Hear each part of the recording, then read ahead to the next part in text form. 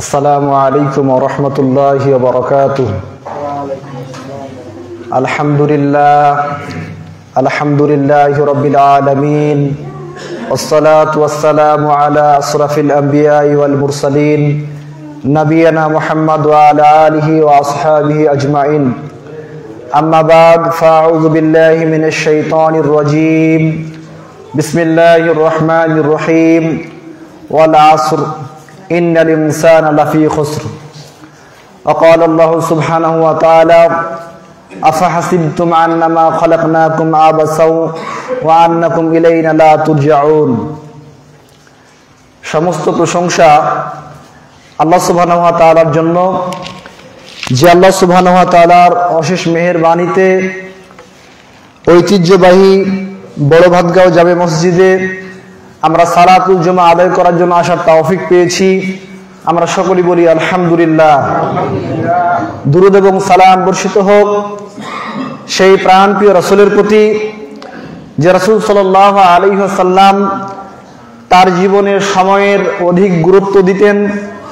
আমরা তার প্রতি দুরূদ পেশ করি, আল্লাহুম্মা সাল্লি আলাইহি আল্লাহুম্মা বারিক আলাইহি। সংক্ষিপ্ত সময় আলোচনার বিষয় সময়ের গুরুত্ব। এই বিষয়ের উপর সংক্ষেপে আলোচনা রাখার চেষ্টা করব ইনশাআল্লাহ, মা তাওফিক ইল্লা বিল্লাহ। এই পৃথিবীতে আমরা বসবাস করি সময়ের মধ্যে। আমরা হয়তোবা বলি যে আমরা কেউ দিনাজপুরে, কেউ রংপুরে, কেউ ঢাকায়, কেউ হয়তোবা ইউরোপে, কানাডায়, এইগুলি জায়গাতে আমরা বসবাস করি। কিন্তু প্রকৃতপক্ষে মানুষ বসবাস করে সময়ের উপরে, তার হায়াতের উপরে। হায়াত যখন শেষ, তখন আপনি যে কোনো জায়গাতে অবস্থান করেন না কেন, আপনার নিকট মালাকুল মাউত চলে আসবে। আল্লাহ সুবহানাহু ওয়া তাআলা পবিত্র কোরআনের 4 নম্বর সূরা নিসা আর আয়াত নম্বর 78 আল্লাহ তাআলা বলছেন, আইনামা তাকুনু ইদরিকুমুল মাউত। যে মৃত্যু থেকে তোমরা পলায়ন করার চেষ্টা করছো, সেই মৃত্যু তোমাদেরকে ধরাশায়ী করবে। ওয়ালাউ কুনতুম ফি বুরুজিম মুশাইয়াদা। তোমরা যদি বুরুজে অবস্থান করো, তারপরও তোমাদের নিকট মৃত্যু এসে যাবে।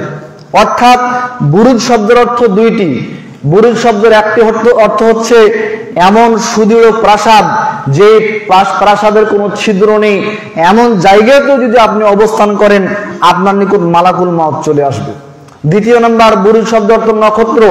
আপনি যদি আসমানের নক্ষত্রেও যদি আপনি থাকেন, অন্য গ্রহতে যদি আপনি চলে যান, তারপরও আপনার নিকট মালাকুল মাউত এসে যাবে। তো মানুষ বসবাস করে তার সময়ের মধ্যে। আমরা অনেকে জানি যে পানির অপর নাম জীবন। আচ্ছা, আপনি বলেন, পানির বিকল্প অনেক খাওয়া খাদ্য আছে যেগুলি খেলে মানুষ বেঁচে থাকতে পারে, কিন্তু একজন ব্যক্তির হায়াত যদি না থাকে, তাহলে ওই ব্যক্তি কি বাঁচবে? তাহলে সময়ের অপর নাম জীবন। এই জন্য আল্লাহ সুবহানাহু ওয়া তাআলা পবিত্র কোরআনের 103 নম্বর সূরা আল আসর এর মধ্যে আল্লাহ তাআলা কসম করেছেন, বিসমিল্লাহির রহমানির রহিম, ওয়াল আসর, সময়ের কসম, কালের কসম। এখানে আল্লাহ সুবহানাহু ওয়া তাআলা সময়ের কসম কেন করলেন? মুফাসসির কিরাম তারা বলছেন যে আল্লাহ সুবহানাহু ওয়া তাআলা এই পৃথিবীর বুকে অনেকগুলি বিষয়ের কসম তারা করেছেন, আর এই প্রত্যেক জিনিসের কসম করেন আল্লাহ সুবহানাহু ওয়া তাআলা এই জিনিসগুলির গুরুত্ব বোঝার জন্য। আল্লাহ তাআলা কোন জায়গাতে আল্লাহ তাআলা কসম করেছেন ওয়াস শামসু ওয়া দুহাহা ওয়াল কমারি ইযা তালাহা। কোন জায়গাতে আল্লাহ সুবহানাহু ওয়া তাআলা বলছেন ওয়াত তিন ওয়াজ যাইতুন। আল্লাহ তাআলা কসম করেছেন সূর্যর, চন্দ্রর। আল্লাহ সুবহানাহু ওয়া তাআলা কসম করেছেন তিন ফলের, জাইতুনের। আল্লাহ সুবহানাহু ওয়া তাআলা কসম করেছেন তুর পাহাড়ের। এভাবে অনেক কসম আল্লাহ সুবহানাহু ওয়া তাআলা করছেন। এই কসম করার মানে হচ্ছে এই জিনিসগুলি মানুষ যাতে গুরুত্ব দেয়। আল্লাহ তাআলা পবিত্র নগরী মক্কা, এই মক্কার পর্যন্ত আল্লাহ তাআলা কসম করেছেন। কেন? যে মক্কা সারা পৃথিবীর বুকে সবচাইতে দামি জায়গা। এই দামি জায়গায় আল্লাহ সুবহানাহু ওয়া তাআলা কসম করছেন যাতে করে মানুষ এই জিনিসটির গুরুত্ব দেয়। তো আল্লাহ সুবহানাহু ওয়া তাআলা কসম করলেন আসরের, সময়ের কসম, যাতে করে মানুষ এই জিনিসটির প্রতি লক্ষ্য করে, মানুষ যাতে নজর দেয় যে তার এই সময়, তার যে আল্লাহ সুবহানাহু ওয়া তাআলা তাকে হায়াত দিয়েছে, এই হায়াতটা নিমেষেই মাইনাস হয়ে যাচ্ছে আস্তে আস্তে, মানুষ যাতে এটার গুরুত্ব দেয়। কারণ সময় এমন একটি দামি জিনিস। আল ওয়াক্তু লা ইয়ানতাযিরু লিআহাদিন, সময় কোন ব্যক্তির জন্য অপেক্ষা করে না। নদীর স্রোত যেরকম বহমান বয়ে চলে, ঠিক তদ্রূপ সময়টা এটাও বয়ে চলে, এটা ফেরত আসে না। প্রত্যেকটা ব্যক্তির, আপনার যদি আজকে হায়াত হয়ে থাকে 50 বছর, তাহলে আল্লাহ তাআলা আপনাকে যে নির্দিষ্ট একটা হায়াত দিয়েছিল, আপনার হায়াত থেকে 50 বছর মাইনাস হয়ে গেছে। আপনার বয়স যদি 30 বছর হয়ে থাকে, তাহলে আল্লাহ তাআলা আপনাকে যে হায়াতটি দিয়েছিল, এই হায়াতের মধ্যে 30 বছর সময় আপনার জীবন থেকে মাইনাস হয়ে গেল। এই সময়টা আপনি আর পাবেন না। কোটি টাকা দিলেও এই 30 বছর সময়, 50 বছর সময় আপনারা আমার অতিবাহিত হয়ে গেছে, এই সময়টা আমরা পাবো না। আসুন আমরা সময়কে মূল্যায়ন করি। আল্লাহ সুবহানাহু ওয়া তাআলা আমাদের সময়কে মূল্যায়ন করার তৌফিক দান করুক। আল্লাহুম্মা আমিন। বলছিলাম আল্লাহ তাআলা কসম করছেন এই বিষয়গুলি গুরুত্ব দেওয়ার জন্য। আল্লাহ তাআলা কসম করেন সৃষ্টির, কিন্তু সৃষ্টির জন্য কোন সৃষ্টির কসম করা যাবে না। আমাদের মধ্যে অনেকে আছে মানুষকে বিশ্বাস করার জন্য বলে আমার মায়ের কসম, আমার চাচার কসম, আপনার মসজিদের ভিতরে ঢুকে কসম, কোরআনের উপরে হাত রেখে কসম, এরকম যাবতীয় কসমকে নবী সাল্লাল্লাহু আলাইহি ওয়াসাল্লাম এটাকে শিরক বলেছেন। সুনান তিরমিজির হাদিস আব্দুল্লাহ ইবনে ওমর থেকে বর্ণিত, রাসূল আকরাম সাল্লাল্লাহু আলাইহি ওয়াসাল্লাম বলেন, মান হালাফা বিগাইরিল্লাহ ফাকাদ আশরাকা, যে ব্যক্তি আল্লাহ ছাড়া অন্য কোন জিনিসের নামে, অন্য কোন সৃষ্টির নামে কসম করলো, ফাকাদ আশরাকা, ওই ব্যক্তি আল্লাহ তাআলার সাথে শিরক করলো। অতএব আপনি কেবলমাত্র সত্য কথাই আপনি আল্লাহ তাআলার আপনি কসম করবেন, তাছাড়া অন্য কোন সৃষ্টি বস্তুর আপনার কসম করা যাবে না। আমরা বলছিলাম সময়ের গুরুত্বটা অনেক বেশি। আব্দুল্লাহ ইবনে আব্বাস রাদিয়াল্লাহু তাআলা আনহু বলেন, রাসূল আকরাম সাল্লাল্লাহু আলাইহি সাল্লাম বলেন, নিয়ামাতান, দুইটি নিয়ামত, মাগবুনুন ফিহিমা কাসিরুম মিনান নাস, যা মানুষ মূল্যায়ন করে না, দাম দেয় না। তার একটা হচ্ছে আসিহাতু, শরীরের সুস্থতা, আর দ্বিতীয় নম্বর হচ্ছে আল ফারাগ, অবসর সময়। এই দুইটি সময়কে মানুষ মূল্যায়ন করে না। হাদিসটি বুখারী এবং মুসলিমের হাদিস, মিশকাতুল মাসাবি এর 155 নম্বর হাদিসের মধ্যে উল্লেখ করা হয়েছে। অর্থাৎ আপনার আর আমার জীবনে সুস্থতা এটা কত বড় নিয়ামত, আপনি যতক্ষণ অসুস্থ না হবেন আপনি বুঝতে পারবেন না। অবসর কত বড় আল্লাহ তাআলার দেওয়া একটা নিয়ামত, আপনি যখন ব্যস্ত হয়ে যাবেন আপনি তখন টের পাবেন। আপনি হয়তো বা একটা সময় অতিবাহিত করে আপনি এমন ব্যতিব্যস্ত হয়ে গেছেন, আপনার নামাজ পড়ার সময় নাই, আল্লাহ তাআলার জিকির আজকার করার আপনার সময় নাই, আপনি সময় পাচ্ছেন না। অথচ আপনার টাকা পয়সা, ধন দৌলত অজস্র কিছু রয়েছে, কিন্তু আপনার সময় নেই। বহু দূর থেকে আপনার বাসায় আত্মীয় এসেছে, আপনার সাথে দেখা করবে, সাক্ষাৎ করবে, কিন্তু আপনি এত ব্যস্ত, আপনি ব্যবসার কাজে, আপনি চাকরির কাজে, আপনি এত ব্যতিব্যস্ত হয়ে গেছেন যে আপনি বলবেন যে সময় নেই। আচ্ছা আপনি বলেন, অনেক দূর থেকে একটি মেহমান আপনার বাসায় যে আসলো, এই মেহমান আসার পরে আপনি তাকে সেই পোলাও খাওয়ালেন, বিরিয়ানি খাওয়ালেন, সবকিছু খাওয়ালেন, কিন্তু আপনি তার সাথে দেখা করলেন না, সাক্ষাৎ করলেন না, তাহলে বলেন কি এই ব্যক্তির মনটা কি তৃপ্ত হবে? হবে না। তাহলে আল্লাহ তাআলার দেওয়া বড় একটি নিয়ামত হচ্ছে অবসর। দ্বিতীয় নাম্বার শরীরের সুস্থতা। আল্লাহ সুবহানাহু ওয়া তাআলা আপনাকে যে সুস্থ রেখেছেন, এটা কত বড় নিয়ামত, এই নিয়ামতটা কোটি টাকা দিয়ে নেওয়া সম্ভব নয়। আজকে যারা হাসপাতালের বেডে যারা কাতরাচ্ছে তারা বুঝে এই সুস্থতার মূল্য কি। আজকে যারা আপনার সে অ্যাক্সিডেন্ট করে যারা হাত পা চক্ষু হারিয়ে যারা হাসপাতালে শুয়ে আছে, বিছানায় যারা শুয়ে আছে, তারা বুঝে সুস্থতার মূল্যায়ন কি। কিন্তু আপনাকে আমাকে আল্লাহ তাআলা সুস্থ রেখেছেন, আমরা কিন্তু সুস্থতার মূল্যায়ন বুঝি না, এর দাম আমরা বুঝি না। ওই জন্য আল্লাহ বলছে যে দুইটি নিয়ামতের ব্যাপারে মানুষ গাফেল, মানুষ উদাসীন। একটা হচ্ছে শরীরের সুস্থতা, আর দ্বিতীয় নম্বর হচ্ছে অবসর। সময় অতীব গুরুত্বপূর্ণ এবং মহামূল্যবান। আপনাকে একটা এক্সাম্পল দিলে আপনি বুঝতে পারবেন। আপনাদের এই বড় ভাতগা গ্রামে একজন কটকটি বিক্রি করা এসেছে। এই কটকটি বিক্রেতা আসার পরে গ্রামে ঢুকতেই একটা ছোট্ট বাচ্চা একটা চকমকে একটা জিনিস তার হাতে ধরিয়ে দিয়ে তখন বলছে যে আমাকে কটকটি দেন। সঙ্গে সঙ্গে এই লোকটা চিন্তা করলো এই চকমকা যে জিনিসটা রয়েছে হয়তো এটা দামি জিনিস হতে পারে। একজন ব্যক্তিকে জিজ্ঞেস করছে, ভাই আপনি বলেন তো এই জিনিসটা কি জিনিস? তুমি আরে এটা কি জিনিস আমি তা বলতে পারবো না, তবে হয়তো এটা অনেক দামি জিনিস হতে পারে, অনেক মূল্যবান হতে পারে। তখন এই ব্যক্তি চিন্তা করলো, যে এই দামি জিনিস এখন এই বাচ্চার যদি গার্ডিয়ান যদি আসে আর যদি জানতে পারে যে এই ছোট্ট চকমকা জিনিস দিয়ে আমার কাছে কটকটি নিয়েছে, তাহলে আমাকে ধরে ফেলবে। সঙ্গে সঙ্গে বাসায় চলে গেল। বাসায় যাওয়ার পরে তখন মহাজনকে জিজ্ঞেস করছে, মহাজন সাহেব এই দেখেন তো এই জিনিসটা এর দাম কত হবে? তো মহাজন বলছে, বাপরে বাপ, আরে তুমি যে এই জিনিস পেয়েছো এটা তো 7 রাজার ধন, এটাকে কেনার মতো সম্পদ আমার কাছে নেই। তুমি এক কাজ করো, এটা তোমাকে যে বিক্রয় করতে দিতে হয় তাহলে তুমি অর্থমন্ত্রীর কাছে চলে যাও, সে হয়তো বা রাষ্ট্রের কোষাগার থেকে তোমার এই জিনিসটাকে ক্রয় করবে, কিনে নিবে। এই ব্যক্তি চলে গেল ঢাকায়, অর্থমন্ত্রীর সাথে যোগাযোগ করবে।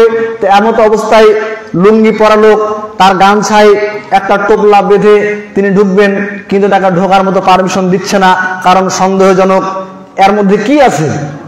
আর এই লুঙ্গি পরা লোকের সাথে অর্থমন্ত্রীর সাথে আবার কি প্রয়োজন হতে পারে, না এর মধ্যে বম টম রাখা আছে, এরকম কিন্তু সন্দেহান বিষয়। কিন্তু অনেকদিন যাবৎ ঘোরাফেরা করছে। এক পর্যায়ে তখন বলল, ভাই আপনি একটা বার শুধু আমাকে দেখা করার সুযোগ আপনি দেন, আর অন্য কিছু আমার চাহিদা নেই। তখন অর্থমন্ত্রীকে যে বলছে যে স্যার গ্রাম থেকে একটি লোক এসেছে, আপনার আত্মীয় স্বজন হবে কিনা আমি জানি না, এরকম এরকম তার বর্ণনা, তো আপনি বললে তাকে একটু আসার সুযোগ দিতাম। তো তিনি বললেন যে যাও, তাকে অনুমতি দেওয়া হলো। সঙ্গে সঙ্গে বাসায় তাকে ঘরের মধ্যে নিয়ে আসা হলো। অফিসে তখন বলল, কি ব্যাপার, তোমার কি প্রয়োজন? তো সে বলল যে স্যার আমার কাছে যে 7 রাজার ধন আছে এটা আমি বিক্রয় করব, এটা একমাত্র আপনি কিনতে পারবেন রাষ্ট্রের কোষাগার থেকে, অতএব আপনি এটা ক্রয় করেন। তো অর্থমন্ত্রী এই 7 রাজার ধন এটা দেখতেছে আর বলতেছে যে বাপরে বাপ, যে এই লুঙ্গি পরা লোক আর এই 7 রাজার ধনের এই মূল্য এটা নিয়ে করবে কি? তো বলে আচ্ছা শুনো, এই যে পাশে যে গোডাউনটা দেখতেছো, এই গোডাউনের মধ্যে যতগুলি চাউলের বস্তা আছে তোমাকে সময় দেওয়া হলো 3 ঘন্টা। এই 3 ঘন্টা টাইমের মধ্যে তুমি যতগুলি চাউল বের করতে পারবে সব চাউল তোমার। তো এই বাপ তো এই তো একবারে মহা খুশি যে 3 ঘন্টা সময় আমার, আমি তো সব চাউলের বস্তা শেষ করে দিব। তো এই ব্যক্তি কি করলো, সে গোডাউনের দিকে অগ্রসর হলো। ঢুকতেই দেখতেছে যে একটা সুন্দর একবারে ঝকঝকে টকটকে একটা ঘর সাজানো রয়েছে, যে টেবিলের উপরে কিছু ফলমূল রয়েছে, সুস্বাদু ফলমূল, আবার সোফা সেটের ব্যবস্থা রয়েছে। ওই ব্যক্তি চিন্তা করলো 3 ঘন্টার সময় যেহেতু আমি পেয়েছি, অতএব 3 ঘন্টার সময়টা আমার, অতএব একটু আরাম করে নিই। সে ব্যক্তি বসে পড়লো, কিন্তু তার দীর্ঘদিনের ক্লান্তি ছিল, তো সঙ্গে সঙ্গে তার ঘুম চলে আসলো, ঘুমিয়ে পড়লো। 1 ঘন্টার সময় অতিবাহিত হওয়ার পরে দাওরান বলছে, কি ব্যাপার, এই লোকটা যে 1 ঘন্টার সময় অতিবাহিত করে ফেললো, একটা চাউলের বস্তা বের করতে পারলো না, তো তাকে আমরা একটু জাগাই বা তাকে আমরা বলি বিষয়টি যে কি ব্যাপার। বললো যে না, তাকে স্যার সময় দিয়েছে তাকে 3 ঘন্টা, এই 3 ঘন্টার সময়ের মধ্যে তাকে কোনো রকমের ডিস্টার্ব করা যাবে না। 3 ঘন্টার সময় যখন পার হয়ে যাবে তারপর দেখা যাবে কি করা যায়। তারপরে এইভাবে কিন্তু এই লোকটার 1 ঘন্টা 2 ঘন্টা করে 3 ঘন্টার সময় অতিবাহিত হয়ে গেল। 3 ঘন্টার সময় অতিবাহিত হয়ে যাওয়ার পরে তখন যাওয়ার পরে বলছে, কি ব্যাপার ভাই, আপনার সময় তো শেষ। বলে না না না না, আমার তো এখনো চাউল বের করা বাকি আছে, আমাকে চাউলের বস্তা বের করতে হবে। বললো যে না, তোমাকে আর কোন সময় দেওয়া হবে না, তোমাকে অর্থমন্ত্রী স্যার তোমাকে সময় দিয়েছিল 3 ঘন্টা, এই 3 ঘন্টার সময়কে তুমি অতিবাহিত করেছো, অতএব তুমি এখান থেকে বেরিয়ে যাও। সঙ্গে সঙ্গে এই ব্যক্তিকে ঘাড় ধাক্কা দিয়ে এখান থেকে বের করে দিল। এটা কোনো কোরআন এবং হাদিসের কথা না, এটা একটা উদাহরণ। অর্থাৎ আপনারা আমার সাথে এই ঘটনা যদি আমরা মূল্যায়ন করি, 1 নম্বর বিষয় যে এই ছোট্ট বাচ্চাটা, যে বাচ্চাটা 7 রাজার ধন দিয়ে আপনার কটকটি খেয়েছে, বলেন তো ওই ছোট্ট বাচ্চাটা কি বুঝে এই 7 রাজার ধনের মূল্য কি? নিঃসন্দেহে বুঝে না। 2 নম্বর বিষয়, যে লোকটি অর্থমন্ত্রীর কাছে বিক্রয় করলো 7 রাজার ধনের বিনিময়ে 3 ঘন্টার সময়, এই 3 ঘন্টার সময় এর মূল্য সে যদি বুঝতো, তাহলে কি ঘুম পেড়ে এই সময় 3 ঘন্টা কি সে কাটাতো? নিঃসন্দেহে সে কাটানো না। তার মানে এই ব্যক্তি 3 ঘন্টা সময় অতিবাহিত করে ফেলেছে। এই ব্যক্তির সময়ের মূল্য কি, সময়ের মর্যাদা কি এই ব্যক্তি বুঝেনি। আপনারা আমার গড়ে 60 বছর জিন্দিগিতে আপনি এই 3 ঘন্টার সময়কে আপনি ফিট করেন, আপনি 20 বছর 30 বছর আপনি বুঝলেন না যে নামাজ কি, রোজা কি, ইসলাম কি, আপনি এগুলি কিছু বুঝলেন না। আপনার যখন আপনার 30 বছর সময়, তখন এই যৌবনের উদ্যমতা, আপনাকে রোজগার করতে হবে, আপনাকে কামাই করতে হবে, এই জন্য ব্যতিব্যস্ত হয়ে গেলেন। আপনার সময় চলে গেল আপনার 40 বছর। আপনার এই 60 বছরের জিন্দিগির মধ্যে আপনার 3 ভাগের 1 ভাগ আপনি ঘুমে কাটান। পায়খানা প্রসাদ করার সময় রয়েছে। তাহলে এই 3 ঘন্টা আপনার এই 60 বছরের জিন্দেগির মধ্যে আপনি আল্লাহ তাআলার কতটুকু ইবাদত বন্দেগী আপনি করছেন? আপনি কি মনে করেন আল্লাহ তাআলা আপনাকে এমনিতে সৃষ্টি করে দিয়েছে? 23 নম্বর সূরা আল মুমিনুন আয়াত নাম্বার 115 আল্লাহ তাআলা বলেন, আফা হাসিবতুম আন্নামা খলাকনাকুম আবাসাও ওয়া আন্নাকুম ইলাইনা লা তুরজাউন, তোমরা কি মনে করো যে আমি তোমাদেরকে এমনিতে সৃষ্টি করে দিয়েছি, খামাখায় সৃষ্টি করে দিয়েছি? ওয়া আন্নাকুম ইলাইনা লা তুরজাউন, আর তোমাদেরকে আল্লাহ তাআলার নিকটে প্রত্যাবর্তন করতে হবে না, ফিরে যেতে হবে না? আল্লাহ তাআলা আপনাকে কেন সৃষ্টি করেছেন? পবিত্র কোরআনের 11 নম্বর সূরা জারিয়াত আয়াত নম্বর 56 তে আল্লাহ তাআলা বলেন, ওমা খলাকতুল জিন্না ওয়াল ইনসা ইল্লা লিয়াবুদুন, আমি জিন এবং মানুষকে অন্য কোনো কারণে সৃষ্টি করিনি, ইল্লা লিয়াবুদুন, কেবলমাত্র আমার ইবাদত করা ছাড়া। তাহলে আল্লাহ তাআলা আপনাকে তৈরি করেছেন কেবলমাত্র তার ইবাদত করার জন্য। আর আপনি কি করলেন? এই দুনিয়ার স্ত্রী, সংসার, আপনার টাকা পয়সা, ধন দৌলত, এর পিছনে ছুটে আপনি কি করলেন দুনিয়াতে? কাল কিয়ামতের মাঠে আপনি কি নিয়ে উপস্থিত হবেন? আব্দুল্লাহ ইবনে মাসউদ রাদিয়াল্লাহু তাআলা আনহু বলেন, রাসূল আকরাম সাল্লাল্লাহু আলাইহি ওয়াসাল্লাম বলেন, কাল কিয়ামতের মাঠে একজন ব্যক্তি আদম সন্তান 5টা প্রশ্নের উত্তর দেওয়া ব্যতীত তার পাকে উঠাতে পারবে না। তার এক প্রশ্ন করা হবে যে আন উম্মিকা ফিমা আফনাহু, তো তোমার পুরো জীবনের তুমি হিসাব দাও, তোমার এই পুরো জিন্দেগিটা তুমি কিভাবে কাটিয়েছো। আপনি বলেন তো, আমরা একদিনের সময় কি আমরা দিতে পারবো? একদিনের সময় আমরা অতিবাহিত করছি, আমরা কি করছি এটাই তো হিসাব দিতে পারবো না। কিন্তু কাল কিয়ামতের মাঠে আল্লাহ তাআলা যখন বলবেন তোমার এই পুরো জিন্দেগির তুমি হিসাব দাও, শুধু এটাই নয়, আল্লাহ তাআলা বলবেন জান শাবাবিকা, তোমার যৌবন সম্পর্কে তুমি হিসাব দাও, তোমার এই যৌবনের সময়টাকে তুমি কিভাবে কাটিয়েছো। তুমি কিভাবে কাটিয়েছো যৌবনের সময়? তুমি কি ফ্রি ফায়ার, পাবজি এই গেমস খেলে কি সময় তুমি নষ্ট করেছো? তুমি কি ক্রিকেট, ফুটবল এগুলি খেলে কি তুমি সময় নষ্ট করেছো? তুমি জুয়া আরো অন্যান্য তোমার হারাম বস্তুর পিছনে ঘুরে তুমি কি তোমার সময় নষ্ট করেছো? তুমি যুবক হিসাবে তুমি হারাম রিলেশনের মাধ্যমে, প্রেম ভালোবাসার মাধ্যমে তুমি কি তোমার সময় নষ্ট করেছো? কাল কিয়ামতের মাঠে আল্লাহ সুবহানাহু ওয়া তাআলার নিকট আমরা কি হিসাব দেব? আল্লাহ সুবহানাহু ওয়া তাআলা কঙ্কণভাবে আপনার আর আমার হিসাব নেবে, তখন আমাদের কোনো রকমের উপায় থাকবে না। তো বলছিলাম সময় অনেক গুরুত্বপূর্ণ একটা জিনিস। সময় এমন একটা দামি জিনিস যে পৃথিবীর সবচেয়ে দামি জিনিস হচ্ছে সময়। মানি লস, সামথিং লস, কারো টাকা পয়সা লস হয়ে গেলে এটা সামান্যতম ক্ষতি, সামান্যতম লস। আপনার টাইম লস, এভরিথিং লস। কোনো ব্যক্তির যদি টাইম নষ্ট করে যদি ফেলে তাহলে তার এভরিথিং লস, তার সবকিছু নষ্ট হয়ে গেল। অতএব এই কটকটি বিক্রেতা যেরকম তার 3 ঘন্টার সময় অতিবাহিত করলো, ঠিক আপনারা আমার জিন্দেগিটা আমরা এইভাবে কাটাচ্ছি। অথচ আল্লাহ সুবহানাহু ওয়া তাআলা সূরা আল হাদীদের মধ্যে আল্লাহ বলেন, আলাম ইয়ানিল্লাযীনা আমানু আন তাকশা কুলুবুহুম লিযিকরিল্লাহ, মুমিনদের জন্য কি সেই সময় আসেনি এখনো?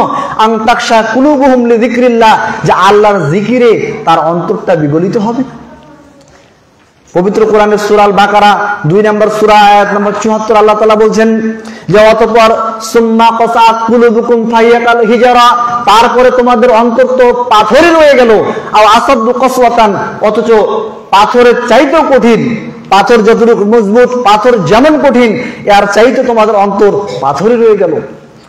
ওয়াইন্না মিনাল হিজারাতি লামা ইয়াতাফাজ্জারু মিনহুল আনহার, অথচ পাথরের মধ্যে এমন পাথর রয়েছে যে পাথরগুলি আল্লাহর ভয়ে কাঁদে এবং যার থেকে ঝর্ণা প্রবাহিত হয়ে নদী এবং সাগরে রূপান্তরিত হয়ে যায়। সুবহানাল্লাহি বিহামদিহি।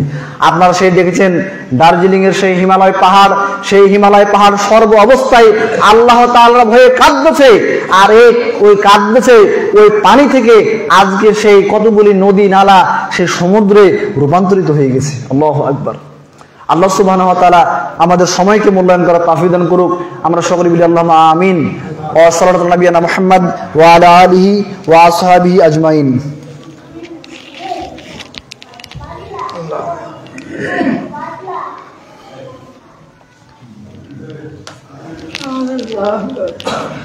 আলহামদুলিল্লাহ ওয়াসসালাতু ওয়াসসালামু আলা রাসূলিল্লাহ বাদ আউযু বিল্লাহি মিনাশ শাইতানির রাজিম ওয়াল আসর। আমরা আলোচনা করছিলাম সময়ের গুরুত্ব সম্পর্কে। আসলে সময় অনেক দামি একটি জিনিস। আব্দুল্লাহ ইবনে আমর রাদিয়াল্লাহু তাআলা আনহু বলেন, রাসূল আকরাম সাল্লাল্লাহু আলাইহি ওয়াসাল্লামকে একজন ব্যক্তি জিজ্ঞাসা করলো, হে আল্লাহর রাসূল, মানুষের মধ্যে সবচেয়ে উত্তম ব্যক্তিকে? আল্লাহ রাসূল বললেন, যার চরিত্র সবচেয়ে ভালো এই ব্যক্তি সর্বোত্তম। দ্বিতীয় নাম্বার জিজ্ঞাসা করা হলো, হে আল্লাহ রাসূল, মানুষের মধ্যে সবচেয়ে চালাক এবং বুদ্ধিমান ব্যক্তিকে? আল্লাহ রাসূল বললেন, যে ব্যক্তি সর্বদাই মরণের কথাকে স্মরণ করে আর পরকালের জন্য পাথেয় জোগাড় করে, এই ব্যক্তি সবচেয়ে চালাক এবং বুদ্ধিমান ব্যক্তি। সুবহানাল্লাহি বিহামদিহি। হাদিসটি সুনান ইবনে মাজাহ এর 4259 নম্বর হাদিসের মধ্যে বর্ণিত হয়েছে। অর্থাৎ একজন ব্যক্তি যে সর্বদাই মরণের কথাকে চিন্তা করে আর পরকালের জন্য পাথেয় জোগাড় করে, এই ব্যক্তি হচ্ছে সবচেয়ে চালাক এবং বুদ্ধিমান। আপনি আর আমি শুধু কারি কারি টাকা আমরা আমাদের স্ত্রী সন্তানের জন্য রেখে যাচ্ছি, আপনি মনে করিয়েন না যে আপনি চালাক। কারণ যে আপনি এই দুনিয়ার জাগতিক বিষয় সবকিছু আপনি বুঝেন, কিন্তু আখিরাত সম্পর্কে আপনি গাফেল। পবিত্র কোরআনের 30 নম্বর সূরা রুম এর আয়াত নম্বর 7 আল্লাহ তাআলা বলছেন যে তোমরা এই দুনিয়ার জাগতিক জীবন সম্পর্কে তোমরা অনেক ভালো বুঝো, আনিল আখিরাতি হুম গাফিলুন, আর কিয়ামত দিবসে তোমরা সম্পর্কে তোমরা গাফেল। অর্থাৎ আপনার সকাল যখন হয় তখন আপনি চিন্তা করেন কোন কীটনাশকটা প্রয়োগ করলে আমার ফসলের পোকা দূরীভূত হবে, কোন ভিটামিনটা প্রয়োগ করলে আমার ফসলটা ভালো হবে। আপনি আর আমি কোনটাতে লাভ হবে কোনটাতে লস হবে আমরা এই চিন্তা ভাবনা করি, কিন্তু আপনার জন্য পরকাল রয়েছে। এখন মালাকুল মাউত আসলে আপনার সবকিছু আপনার বন্ধ হয়ে যাবে। আপনি আর আমি এটা কি চিন্তা ভাবনা করি না? এটা করি না, এই জন্য আপনার আর আমার এই দুনিয়ার জীবনটা ঘুমন্ত। রাসূল আকরাম সাল্লাল্লাহু আলাইহি ওয়াসাল্লাম বলছেন, মা রাআইতু মিসলান নার, আমি দেখিনি কোনো আশ্চর্য দৃশ্য জাহান্নামের চাইতে নামা হারিবুহা, যা হতে পলায়নকারী মানুষ ঘুমিয়ে রয়েছে। অর্থাৎ আপনার আর আমাদের জীবন জিন্দেগিটা এটা ঘুমন্ত। রাসূল সাল্লাল্লাহু আলাইহি ওয়াসাল্লাম বলছেন। আপনি বলবেন যে না, আমরা তো ঘুমন্ত নই, আমরা কেউ খুতবা দিচ্ছি, কেউ খুতবা শ্রবণ করছি, কিন্তু আপনারা আমার জীবনটা ঘুমন্ত কেন বলা হলো? অর্থাৎ আমরা আখিরাতের দিবস সম্পর্কে আমরা উদাসীন, আমরা পরকালের কথা চিন্তা করি না। দুনিয়াতে আপনারা আমার যেরকম ব্যাংক অ্যাকাউন্ট রয়েছে, পরকালীন ব্যাংক অ্যাকাউন্ট রয়েছে। আপনি দুনিয়াতে যদি কোনো ব্যক্তিকে আপনি 5000 টাকা দিলেন, আর আপনার যদি বলা হয় এই নাম্বার দিয়ে দেওয়া হলো, তুমি এটা ব্যাংক এসে দিয়ে চলে আসবে, তাহলে কিছুক্ষণ পরে আপনার মোবাইলে মেসেজ আসবে যে আপনার অ্যাকাউন্টে 5000 টাকা ডিপোজিট হয়েছে। তাহলে আপনার দুনিয়ার ব্যাংক অ্যাকাউন্ট তো ঠিক আপনার পরকালীন যে ব্যাংক অ্যাকাউন্ট রয়েছে, এই পরকালীন ব্যাংক অ্যাকাউন্টে দুনিয়াতে কতটুকু আপনি ভালো কাজ করছেন এটা জমা হচ্ছে, দুনিয়াতে কতটুকু আপনি খারাপ কাজ করছেন এটা ওখানে জমা হচ্ছে। কাল কিয়ামতের মাঠে এটার হিসাব হবে।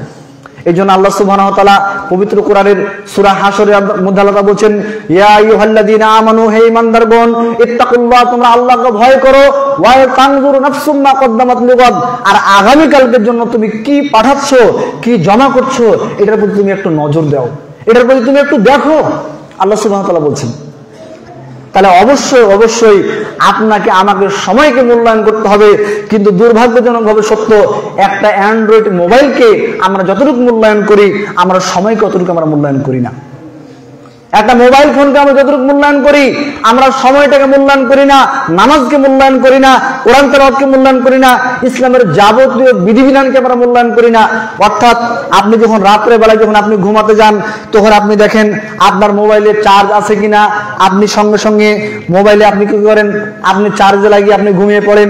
আপনার সকাল যখন হয় আপনি মোবাইলটা চেক করেন আপনার মোবাইলটাতে চার্জ হলো কিনা, কেউ ফেসবুকে নোটিফিকেশন পাঠালো কিনা, কেউ মিস কল দিল কিনা, আপনি এটা লক্ষ্য করেন। কিন্তু আপনি কি একবার বুঝেছেন যে আপনার যে হায়াত, আজকে আপনার বয়স 20 বছর, তারপরে 30 বছর, 40 বছর, 50 বছর, আপনার 70 বছর সময় আপনি অতিবাহিত করেছেন, আপনি কি সময়টাকে মূল্যায়ন করেছেন?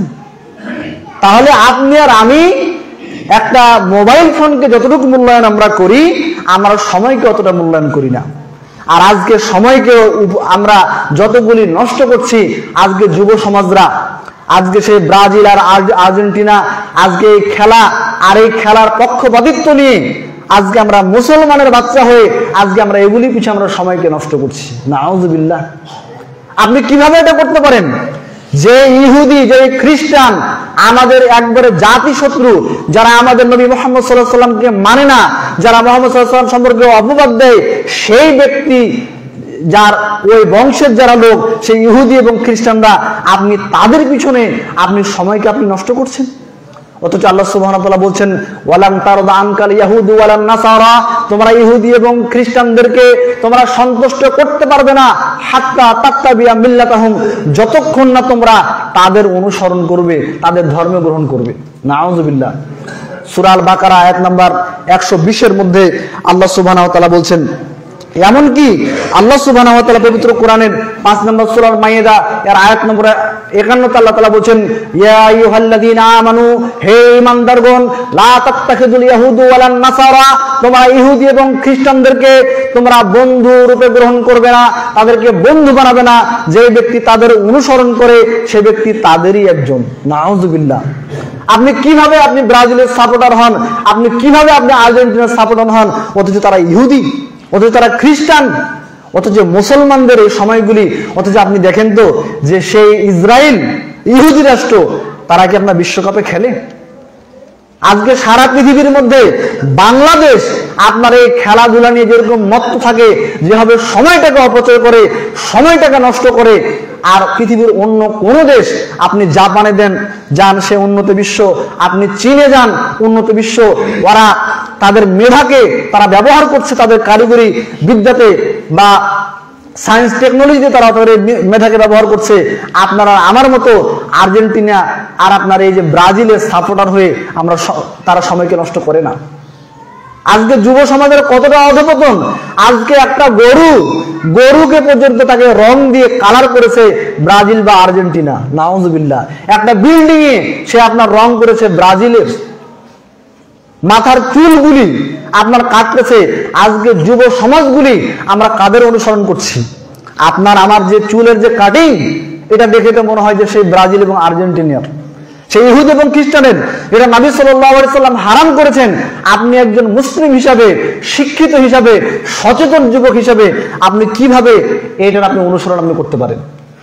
অথচ আল্লাহ সুবহানাহু ওয়া তাআলা পবিত্র কোরআনের 4 নম্বর সূরা নিসা আয়াত নম্বর 115 আল্লাহ তাআলা বলছেন, ওমাই শাকিকির রাসূল, যে ব্যক্তি রাসূলের বিরুদ্ধাচরণ করবে, মিন বাদি মা তাবায়ানা লাহুল হুদা, হেদায়েত স্পষ্ট হওয়ার পর, ওয়ায়াত্তাবি গায়রা সাবিলিল মুমিনিন, আর মুমিনদের রাস্তা বাদ দিয়ে অন্য কোন রাস্তা, সেটা ইহুদি, খ্রিস্টান, বৌদ্ধ, নাসারা, মাজুসি, যে ব্যক্তি অনুসরণ করবে, আল্লাহ সুবহানাহু ওয়া তাআলা এখানে বলছেন, তাহলে আল্লাহ সুবহানাহু ওয়া তাআলা নুয়াল্লিহি মা তাওয়াল্লা, সে যেদিকে ঘুরতে চায় আল্লাহ তাকে সেই দিকে ঘুরে দিবে। ওয়ানুসলিহি জাহান্নাম, তার স্থান হচ্ছে জাহান্নাম। ওয়াসাআত মাসিরা, এটা কতই না নিকৃষ্টতম স্থান। নাউযুবিল্লাহ। সুনানে আবু দাউদ এর 4031 নম্বর হাদিসে নবী সাল্লাল্লাহু আলাইহি ওয়াসাল্লাম বলেন, মান তাসাব্বাহা বিকওমিন ফাহুয়া মিনহুম, যে ব্যক্তি যে জাতির অনুসরণ করবে, কাল কিয়ামতের মাঠে তার সাথে আপনার হাসর হবে। অর্থাৎ আপনি অনুসরণ যদি করেন সেই হিন্দুর সাথে কাল কিয়ামতের মাঠে আপনার হাসর হবে। আপনি অনুসরণ যদি করেন ইহুদির সাথে কাল কিয়ামতের মাঠে আপনার হাসর হবে। আপনি অনুসরণ যদি করেন আপনি খ্রিস্টানের, তাহলে কাল কিয়ামতের মাঠে আপনার হাসর নাসর হবে খ্রিস্টানদের সঙ্গে। নাউযুবিল্লাহ। খেলাধুলা ইসলামে হারাম নয়, আপনি খেলতে পারবেন। আপনার খেলা যদি জুয়া না হয়, হার জিত না হয় টাকা পয়সার, তাহলে আপনার শরীর চর্চার খেলা, আপনি যে কোনো বৈধ খেলা আপনি খেলতে পারবেন, কোন রকমের নিষেধ নেই। আপনি নামাজের রক্ত ঠিক রেখে, আল্লাহ তাআলা জিকিরকে আপনি ঠিক রেখে আপনি খেলাধুলা আপনি করেন, আপনি ফুটবল খেলা, ক্রিকেট খেলা আপনি দেখেন। কিন্তু এই বিশ্বকাপের নামে আজকে সারা পৃথিবীতে তথ্য সন্ত্রাসের মতো একটি কার্যকলাপ যে চলতেছে, আজকে মুসলিম যুবকরা আজকে দিশেহারা হয়ে যাচ্ছে। আল্লাহ সুবহানাহু ওয়া তাআলা আমাদের যুব সমাজকে তা থেকে ফিরে আসার তৌফিক দান করুক, আল্লাহুম্মা আমিন। আল্লাহ সুবহানাহু ওয়া তাআলা আমাদের যুব সমাজকে হেফাজত করুক, আল্লাহুম্মা আমিন। বিশেষ করে আরেকটি বিষয় বলতে চাই যে আপনার হয়তো আশেপাশে যে অনেক মসজিদে আমরা দেখি বর্তমানে যে আপনার জুমার মসজিদে আপনার মহিলাদেরকে আপনার নিয়ে আসা হয় বা তারা সালাত পড়ে। তো ইসলামের দৃষ্টিতে এটা কতটুকু জায়েজ, এটা চলবে কিনা? তার আগে একটা কথা আপনাকে বলে নেই যে আজকে যদি বলা হয়, ম্যাক্সিমাম মসজিদ, শুধু ভাবগা নয়, ম্যাক্সিমাম মসজিদে দেখা যায় যে জুমার দিন আলহামদুলিল্লাহ অনেক লোক আসে, ঈদের সময় অনেক লোক আসে, কিন্তু 5 ওয়াক্ত সালাতে কিন্তু আপনার লোক কিন্তু আসে না। কিন্তু আপনি বলেন আজকে যদি মসজিদের সভাপতি সাহেব, সেক্রেটারি সাহেব তারা যদি ঘোষণা করেন যে এই আসর থেকে যারা মসজিদে আসবে প্রত্যেক ব্যক্তিকে 2000 করে টাকা দেওয়া হবে, আচ্ছা আপনি বলেন তো তাহলে কি আপনার মসজিদে লোকের অভাব হবে? আপনি কত লোক দেখবেন? এমনকি এ পর্যন্ত নিয়ে আসবে, বলবেন যে হুজুর আপনি কি কথা বলছেন, খালি এই বাচ্চা কাচ্চা নিয়ে আসলে হবে? মহিলারা মসজিদে আসার ব্যাপারে হাদিস আছে, সহিহ মুসলিম আর কিতাবুল ফিতানের মধ্যে হাদিস বর্ণিত হয়েছে। রাসূল সাল্লাল্লাহু আলাইহি ওয়াসাল্লামের যুগে সাহাবা একরাম তার মহিলাগণ তারা মসজিদের মধ্যে তারা আসতেন, এমনকি আল্লাহ রাসূল যখন জুমার সালাতে সূরা কফ তেলাওয়াত করতেন তারা তখন থেকে তারা ওটা মুখস্থ করে ফেলেছে, অনেক হাদিস বর্ণনা করেছে। তাহলে মহিলাদের আনার ব্যাপারে হাদিস এখানে আছে, প্রায় ম্যাক্সিমাম লোক এই হাদিস দেখাবে। এখন একটা বিষয় আপনাকে আমি বলি, সূক্ষ্ম বিষয়, যে আজকে সামান্য একটা এনজিওতে একটা জগ দিবে, আপনি আপনার স্ত্রীকে পাঠিয়ে দেন। আজকে সামান্য একটা টয়লেট দিবে, আপনার স্ত্রীকে আপনি পাঠিয়ে দিচ্ছেন। হয়তো বা আকর্ষণীয় একটা গিফট দিবে, আমি ওখানে অংশগ্রহণ করছি বা আমাদের স্ত্রীদেরকে পাঠাচ্ছি। তো কালকে যখন দাজ্জাল যখন আসবে, আসার পরে যখন বলবে তুমি যা চাও তোমাকে তাই দেওয়া হবে, তোমার মৃত পিতামাতাকে জীবিত করে দেওয়া হবে, তখন কি আমরা আমাদের ঈমানকে ধরে রাখতে পারবো? আপনি আর আমি নিজের বিবেককে প্রশ্ন করি যে সামান্য এই ইহুদি খ্রিস্টানরা বিভিন্ন রকমের সেবামূলক কাজের মাধ্যমে যে মুসলিমদের যুব সমাজগুলিকে নষ্ট করছে, বাচ্চা কাচ্চাগুলিকে নষ্ট করছে, তো এরা সামান্য লোভনীয় কিছু বিষয় দিতেই আমরা যদি আমাদের ঈমানকে ধরে রাখতে না পারি, যখন দাজ্জাল যখন আগমন যখন ঘটবে তখন কি অবস্থা হবে? তো মহিলারা মসজিদে আসতে পারবে। রাসূল সাল্লাল্লাহু আলাইহি ওয়াসাল্লাম বলেছেন যে তারা যদি আল্লাহর বান্দীরা যদি আল্লাহর ঘরে আসতে চায় তোমরা তাদেরকে নিষেধ করিও না। জুমার সালাত এটা হচ্ছে একটা ইলম অর্জনের মাধ্যম, ঈদের মাঠ এটা একটা ইলম অর্জনের মাধ্যম। অতএব অবশ্যই নারীরা এখানে আসতে পারবে, অংশগ্রহণ করতে পারবে। এখন আপনারা বলতে পারেন যে না, আমাদের পার্শ্ববর্তী হয়তো কাদিয়ানী যারা আছে তারা মহিলাদেরকে নিয়ে সালাত পড়ে, অতএব তারা করতেছে, আমরা এটা কেন করব? এখন একটি বিষয়, যে কাদিয়ানীদের জন্ম হচ্ছে আপনার 1 থেকে 200 বছর, আর রাসূল সাল্লাল্লাহু আলাইহি ওয়াসাল্লাম 1400 বছর আগে তার ওখানে মসজিদে আপনার মহিলাদের ব্যবস্থা তখন ওখানে ছিল। অতএব কাদিয়ানীরা আমাদেরটা ডুপ্লিকেট করেছে, আমরা তাদেরটা ডুপ্লিকেট করছি না। কাদিয়ানীরা অমুসলিম, এটা আমরা স্পষ্ট বলি। তারা সালাত পড়ুক, হজ করুক, যাকাত দেখ, যৌতুক না নেক, আপনার যতই ভালো কাজ করুন না কেন, তাদের আকীদাগত সমস্যা, তাদের সাথে আমাদের আকীদাগত পার্থক্য, এমনি অন্যান্য যেগুলি মাযহাব রয়েছে তাদের সাথে আমাদের মাসালাগত পার্থক্য, কিন্তু তারা মুসলিম, কিন্তু তাদের সাথে আমাদের আকীদাগত পার্থক্য। অতএব মহিলারা মসজিদে তারা সালাত পড়তে পারবে, কোনো রকমের সমস্যা নেই। আল্লাহ সুবহানাহু ওয়া তাআলা আমাদের মহিলাদেরকে মসজিদে আসার তৌফিক দান করুক, আল্লাহুম্মা আমিন। তাদেরকে আল্লাহ সুবহানাহু ওয়া তাআলা দিন শিক্ষা অর্জন করার তৌফিক দান করুক, আল্লাহুম্মা আমিন।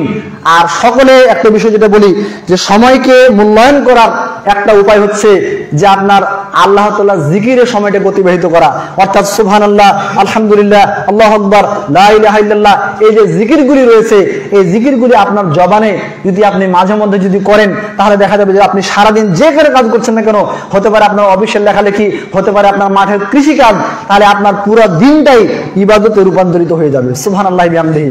একটা মাত্র হাদিস বলে আলোচনা শেষ করছি, যে আল্লাহ রাসূল বলেছেন আখিরুল কালামি লা ইলাহা ইল্লাল্লাহ ফাদাখালাল জান্নাহ, যার শেষ বাক্য হবে লা ইলাহা ইল্লাল্লাহ, ওই ব্যক্তি জান্নাতে প্রবেশ করবে। তো এই যে এত গুরুত্বপূর্ণ একটা হাদিস, আচ্ছা আপনি বলেন তো, আপনি আর আমি কি জানি যে আমরা কখন মৃত্যুবরণ করব? কেউ তো আমরা জানি না। এই হাদিসের মানে হচ্ছে যে লা ইলাহা ইল্লাল্লাহ আপনার জবানে এমন ভাবে যাতে থাকে যে মালাকুল মাউত আপনার নিকট এসেছে তখনও আপনার জবানে আছে লা ইলাহা ইল্লাল্লাহ। সুবহানাল্লাহি ওয়া বিহামদিহি। আল্লাহ তাআলা আমাদের আমল করার তৌফিক দান করুক, আল্লাহুম্মা আমিন।